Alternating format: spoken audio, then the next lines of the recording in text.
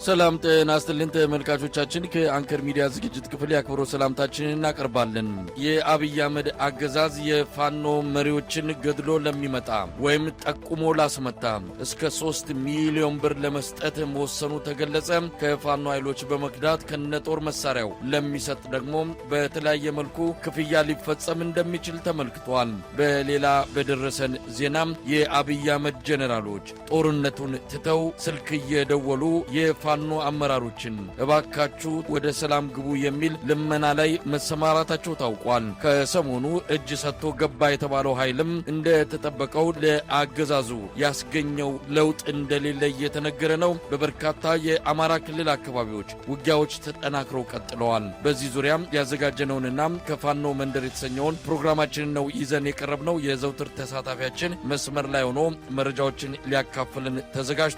ወደ እሱ ነው በቀጥታ የማመራው። በዜናዎች እንጀምር። ባለፉት 2 ቀናት በአማራ ክልል ያሉ ወቅታዊ የህልውና የተጋድሎ እንቅስቃሴዎችን መረጃዎችን በማካፈል እንጀምራለን። መሳይ የፋኖ ኃይሎች በአማራ ክልል እያደረጉ ያሉት ጦርነት የመከላከያ ኃይሉ ብልጽግና አጠቃላይ የሰራዊቱ ጥምር ኃይል ግራ እስኪገባው ድረስ ነው ወታደራዊ ስልቶችን በመጠቀም በሄደበት ሁሉ መንገድ እየተመታ ከፍተኛ ጉዳት እየደረሰበት እንደሆነ እየተገለጸ ይገኛል። የፋኖ ኃይሎች የሉም በተባሉበት አካባቢ የመከላከያ ኃይሉ ከፍተኛ እንቅስቃሴ በሚያደርግባቸው አካባቢዎች ድንገት ደርሰው ጥቃት በመፈጸም ጉዳት እያደረሱበት ነው የሚገኙት። አሉ ተብለው በሚኬዱበት አካባቢ ደግሞ የፋኖ ኃይሎች ምንም ዳናቸውና ዱካቸው ሳይገኝ እየቀረ የመከላከያ ኃይሉን በድንገት የሉም ተብሎ ወደ መከላከያ ካምፓቸው በሚመለሱበት ሰዓት የደፈጣ ውጊያ እና የቆረጣ ውጊያ በማድረግ ከፍተኛ ጉዳት እያደረሱበት ነው። እንግዲህ በሄደበት እና በዋለበት አውደ ውጊያ ሁሉ መሸነፍ፣ መበተን፣ መዝረክረክ የማይሰለቸው የአገዛዙ ጦር ያው እንደተለመደው በዚህ ሰሞን በአማራ ክልል በተለያዩ ውጊያ ቀጠናዎች በፋኖ ኃይሎች ከፍተኛ ሽንፈት እየደረሰበት እንደሚገኝ ተመላክቷል። የአማራ ፋኖ ብሔራዊ ኃይል ምዕራብ አማራ ቀጠና ቴዎድሮስ እዝ በሚንቀሳቀስባቸው ነፃ ይዞታዎችን ለመቆጣጠር የአገዛዙ ጦር ከደብረ ማርቆስ ወደ ሊባኖስ ደንባ ወደ ተባለ ቦታ ሲንቀሳቀስ የፋኖ ኃይሎች ከበባ በመፈጸም ማጥቃት በመፈጸም ጉዳት አድርሰውበታል። የፋኖ ኃይሎች 206ኛ ኮር 34ኛ ክፍለ ጦር ዛምብራ ሻለቃ በፈጸመው የደፈጣና የመልሶ ማጥቃት እንቅስቃሴ አንድ ፓትሮልን ጨምሮ በርካታ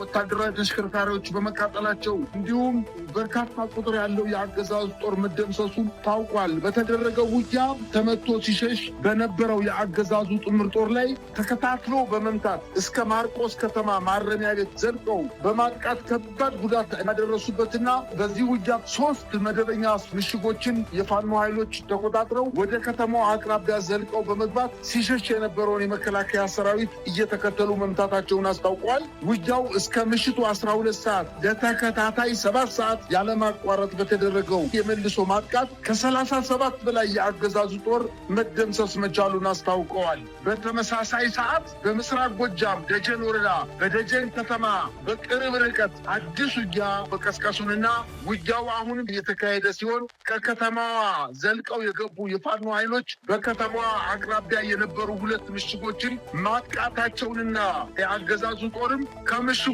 ወጥቶ ወደ ከተማ መግባቱን እና የወረዳ ፖሊስ አዛዥ ዋና ሳጅን አስናቀ ማናዬ የተባለው በመከላከያ ሰራዊቶች ብስጭት ምክንያት ከተማው ላይ እንቅስቃሴ በሚያደርግበት ሰዓት መመታቱንና ይሄ የወረዳው የፖሊስ አዛዥ ምንም አይነት ጥፋት ሳያጠፋ ነገር ግን ተመቶና ተበትኖ ወደ ከተማው ወደ ደጀን ከተማ የገባው ኃይል እርምጃ እንደወሰደበት፣ አንዳንዶችም የፋኖ ኃይሎች በከተማዋ ላይ የከተማ አስኳዶችን አስቀድሞ በማስገባት እርምጃ ወሰዱበት የሚባል ሌላ መረጃ መጥቷል። እንግዲህ በዚህም ሆነ በዛ ያው የአገዛዙ ደጋፊ በመሆኑ ሰውየው ዋና ሳጅን አስናቀ ማናዬ የወረዳው ፖሊስ አዛዥ ተገሏል ማለት ይቻላል። በ2 አጃቢዎቹም እንዲሁ መቁሰላቸውን ነው መረጃዎች የሚያመላክቱት። ሌላው በምዕራብ ጎጃም በተለያዩ ወረዳዎች ማለትም በቋሪት፣ በደንበጫ፣ በደጋ ዳሞትና በሰከላ ተራራማ አካባቢዎች የፋኖ ይዞታዎችን ለማጥቃት የተንቀሳቀሰው የአገዛዙ ጦር አሁንም የመልሶ ማጥቃት ደርሶበት ወደ መጣበት አካባቢ እንዲመለስ ማድረጉንና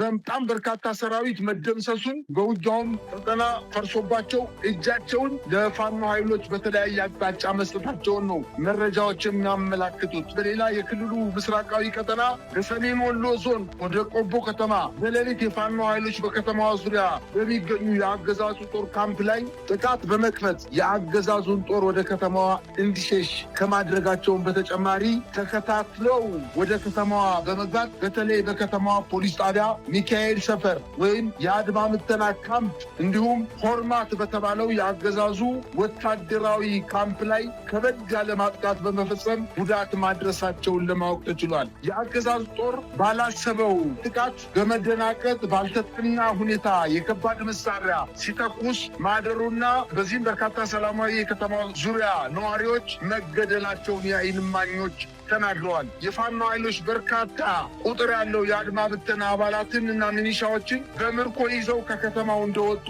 ገልጸዋል። በዚሁ አቅጣጫ እንዲሁ በሰሜን ወሎ በጋዞ ወረዳ ዛሬ ሌሊቱ የጀመረው ውጊያ እስከ እኩለ ቀን ድረስ በተደረገው ውጊያ በአገዛዙ አባላት ጉዳት መድረሱን አስታውቋል። የሚኒሊክስ በፈጸመው ማጥቃት ብር አፋፍ በተባለ ቦታ ላይ በተደረገው የጠቅና ማጥቃት የአገዛዙ ጦር ቦታውን ለቆ መሸሹን አስታውቋል። ይልደጋው መብረቆን የሰን ክፍለ ጦር ከንጋት ጀምሮ እስከ እኩለ ቀን ድረስ ጥቃት በመፈጸም በጋሸናና ከአሁን ተገኝ በጋራ ለማጥቃት የመጣውን ኃይል ወደ መጣበት እንዲመለስ ከማድረጋቸውን በተጨማሪ በርካታ የሰራዊቱ አባላትን ጉዳት እንዳደረሱበት ተመላክቷል። ይህ በእንዲህ እንዳለ በትናንትናው ዕለት የአገዛዙ 45ኛ ክፍለ ጦር በመካነ ሰላም ከተማ አቅራቢያ የአማራ ፋኖ ብሔራዊ ኃይል ምኒልክስ ንጉሥ ሚካኤል አሊኮር የኢንጂነር ደሳለኝ አሰፋ ክፍለ ጦር ባደረገው ማጥቃት ከቀኑ 10 ሰዓት እስከ ሌሊቱ አጋማሽ ድረስ በተደረገው ውጊያ የአገዛዙ 801ኛ ኮር አካል የሆነው 45ኛ ክፍለ ጦር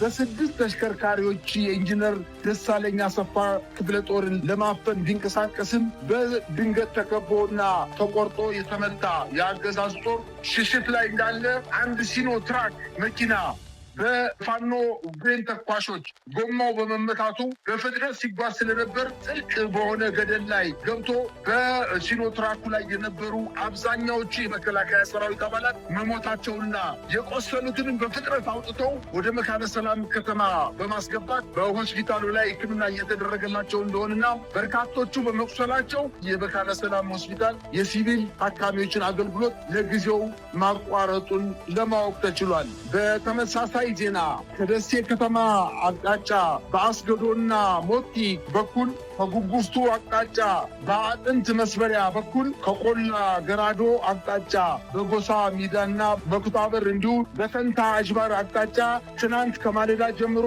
እየተደረገ ያለው ተጋድሎ እስከ ዛሬ ምሽት ድረስ እንደቀጠለ ለማወቅ ተችሏል። የደሶ ዙሪያውን ጨምሮ በአራት ዋና ዋና አቅጣጫዎች የገባው የአገዛዙ ጦር ኃይል ከባድ የሆነ የሰብአዊና ቁሳዊ እንዲሁም ሞራላዊ ኪሳራ እንደደረሰበት ተመላክቷል። ከ36 ሰዓታት በላይ በዘለቀው በዚሁ ተጋድሎ ፋኖ ትልቅ ድል መቀዳጀቱን አስታውቋል። በአንጻሩ ደግሞ የአገዛዙ ኃይል አሉኝ የሚላቸውን የሪፐብሊካን ጋርዶችንና የአየር ወለድ ኮማንዶዎችን ከነከባባድ መሳሪያዎቹ አሰልፎ የፋኖ ጥቃት መከላከል አለመቻሉ የደረሰበትን የውድቀት ደረጃ በገሃድ ያሳየ ነው ሲሉ የዓይን እማኞች እየተናገሩ ይገኛሉ። በአጠቃላይ በደሴ አካባቢ አሁንም ውጊያ እየተደረገ ሲሆን ዙ 23ቶችን መድፎችን ከባባድ መሳሪያዎችን በመተኮስና በድሮም ተራሮችን በመደብደብ ራሱን ለመከላከል ጥረት ያደረገው የአገዛዙ ጦር የደሴ ከተማ የፋኖ ኃይሎች በድንገት በተለያየ አቅጣጫ ይገባሉ በማለት ከተለያየ ቦታ ከኮምቦልቻ አየር ማረፊያ የሪፐብሊካን ጋርድ አባላትን ወደ ጦር ቀጠናው እያስገባ ቢሆንም የፋኖ ኃይሎች እነዚህን በደሴ ከተማ ዙሪያ ያሉ ጠንካራ የውጊያ ቀጠናዎች አሁንም እየተከላከሉና በአንዳንድ በኩልም መልሶ ማጥቃት በማድረግ በሰራዊቱ ላይ ጉዳት ማድረሳቸውን አስታውቀዋል። ከሁለት ቀናት በፊት ሞቲ በተባለው ቦታ አዲስ ወታደራዊ የኮንክሪት ምሽግ ሰርቶ በተቀመጠበት የአድማ ብተና ኃይል ላይ ጥቃት በመክፈት አዲስ ምሽግ በመደርመስና በሰራዊቱ ላይ ከባድ ጉዳት አድርሰውበት እንደነበረ ይታወሳል። የአገዛዙ ጦር ከደሴና ከኩታበር አዲስ ኃይል በማምጣት በፋኖ ቁጥጥር ስር የወደቁትን ወታደራዊ ካምፖች መልሶ ለመንጠቅ ለሁለት ተከታታይ ቀናት ከፍተኛ የሆነ የማጥቃት እንቅስቃሴ ቢያደርግም እነዚህን አካባቢዎች መቆጣጠር አለመቻሉ ለማወቅ ተችሏል። በሌላ አቅጣጫ በምዕራብ ጎንደር ዞን ከሱዳን ጋር በሚያዋስኑ የቋራና መተማ ወረዳዎች ከፍተኛ ቁጥር ያለው ጦር አለፋ ከምዕራብ አርማጭሆ እንዲሁም ከአዳኝ ሀገር ጫቆ ወረዳዎች በማሰባሰብ ከፍተኛ ቁጥር ያለው ጦር ወደ ሱዳን ድንበር አዋሳኝ ወረዳዎች ውጊያ ለመክፈት በእንቅስቃሴ ላይ እንደሚገኝ ታውቋል። በዚሁ ቀጠና የአገዛዙ ጦር በተለይ ከሽንፋ እስከ ደለጎና ደለሎ ቁጥር 1 ድረስ በዘለቁ ውጊያዎች ላይ ለበርካታ ወራቶች እነዚህን አካባቢዎች ለመቆጣጠር ከክፍለ ጦር በዘለለ ከፍተኛ የሆነ ኮሮችንና ዞችን አሰልፎ ቦታዎችን ለመቆጣጠር ጥረት ያደረገው የአገዛዙ ጦር ለበርካታ ጊዜ ተመቶ ከደለጎ እና ከሽንፋ እንዲሁም ከመተማና ከገንድዋ ከተማ በስተቀር አብዛኛው የፋኖ ኃይሎች ተቆጣጥረው እንደሚያስተዳድሩት ለማወቅ ተችሏል። ይህ በእንዲህ እንዳለ ከጎንደር ከተማ እስከ አዲስ ዘመን ከተማ የሚገኘው ዋና የአስፋልት መንገድ ለ6 ተከታታይ ቀናት በመንገድ ላይ የመኪና እንቅስቃሴ መታገዱን የአማራ ፋኖ ሰሜን አማራ ቀጠና በላይ ዘለቀ እዝ አስታወቀ። ይህ የተወሰነበት ዋነኛ ምክንያት ሲያብራሩ በዚህ አውራ መንገድ ላይ ብልጽግና ያስተለፋቸውና በአገዛዙ ጦር ሽፋን እየተሰጣቸው በህዝብ ላይ ግድያና ዘረፋ እየፈጸሙ ያሉ ኃይሎችን ለማጽዳት እንደሆነ በማለትና ከአምቡላንስና ወላዶችን ይዞ ከሚንቀሳቀስ መኪና ውጪ የትኛውም አይነት መኪና ቢንቀሳቀስ ለሚደርስበት ጉዳት ኃላፊነቱን ይወስዳል በማለት በዛ አካባቢ ፋኖ መሰል የብልጽግና ካድሬዎችን የፋኖ ልብስ በማሰለፍ በተለያዩ ቦታዎች ላይ ጫካ ውስጥ ተደብቀው ኬላ በመዘርጋት በህዝብ ላይ ዘረፋ እየፈጸሙ መሆኑን የአማራ ፋኖ ብሔራዊ ኃይል ሰሜን አማራ ቀጠና በማወቁ በዚህ አካባቢ የማጥቃት ዘመቻ መጀመሩን ለተከታታይ 6 ቀናት ምንም አይነት እንቅስቃሴ እንዳይደረግ በማለት ማሳሰቢያ የሰጠ መሆኑን ለማወቅ ተችሏል።